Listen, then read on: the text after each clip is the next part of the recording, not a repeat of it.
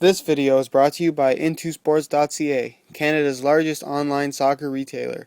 Be sure to use coupon code SR4U at checkout for $10 off an order of $50 or more.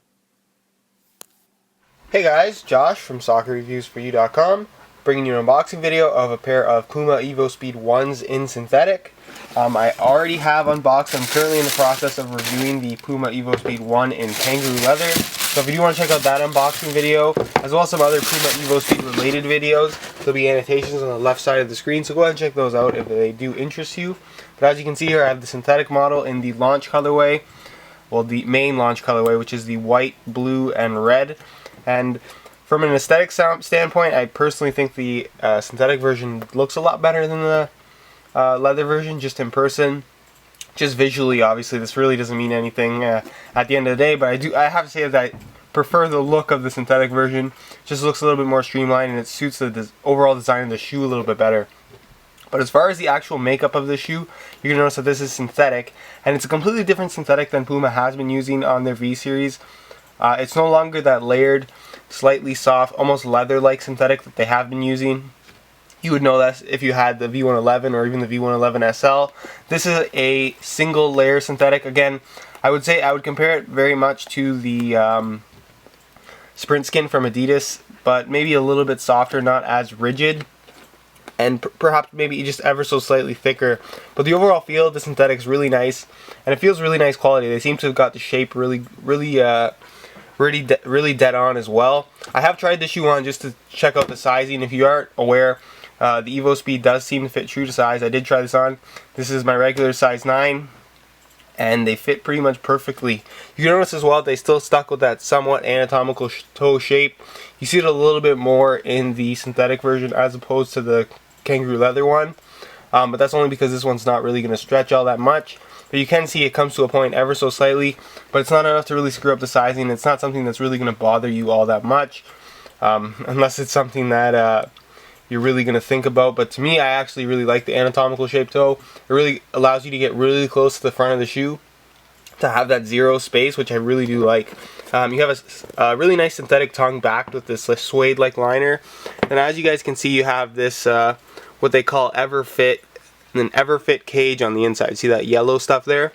And again, this is kind of like the TPU bands that you see inside of the Adizeros, as well as the Vapors. It's a common misconception that these actually provide more support to the shoe.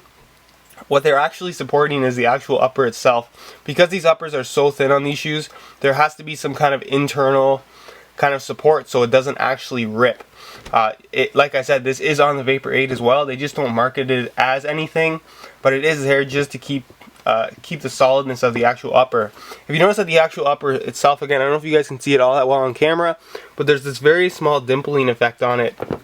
Again, if you can't see this on camera, go ahead and check out the high quality pictures. There'll be a link in the description right to the review page on my website, and that'll give you a really good idea of these little dimples on here. And they seem to get less and less concentrated from the toe. The toe, there's lots of dimples, and then they seem to space out more and more once you get kind of up into the midfoot area.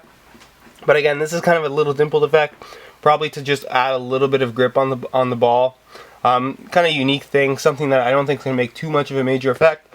You have a synthetic leather liner, which again is dimpled as well, and then a really nice insole. I'm going to take out the insole for you guys. The evoSPEEDs really do have some pretty solid insoles. This suede material here, and then they're super heavily padded with this a nice thick layer of foam, which is really nice. I like that they include that kind of thing. And then as far as the sole plate and stud pattern goes, it's completely new again.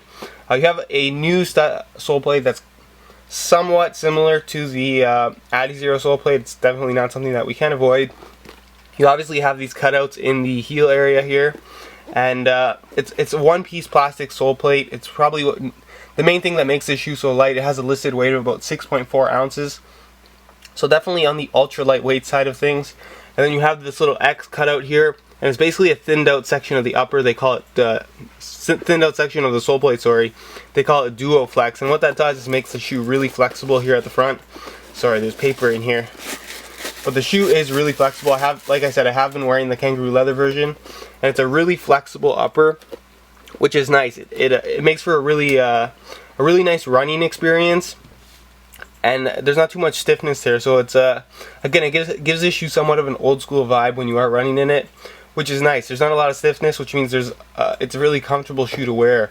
When the sole plate is too stiff, that's generally when you have the rubbing in the heel area, which can lead to blisters, which is a major issue for a lot of people. But this is one of those shoes that seems to be really comfortable. As far as the stud pattern goes, you have a combination of blades and conical studs. The conical studs mainly take up the front of the shoe. They're kind of placed at random here at the front, and then you have these two blades kind of as push-off studs for kind of accelerating and deaccelerating. And then of course you have the 4 blades in the back, which is nothing all that crazy. But overall, that is the Puma evoSPEED 1 in synthetic. Again, if you want to check out some of the other Puma evoSPEED videos I have, there'll be annotations on the left side of the screen.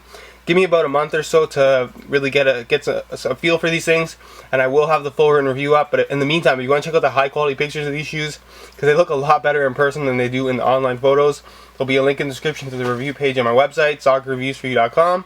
You'll also find buy it now links with the best prices online, so if you are interested in picking these shoes up right away, there'll be links there with the best prices, so I highly recommend you check that out if you haven't done so already.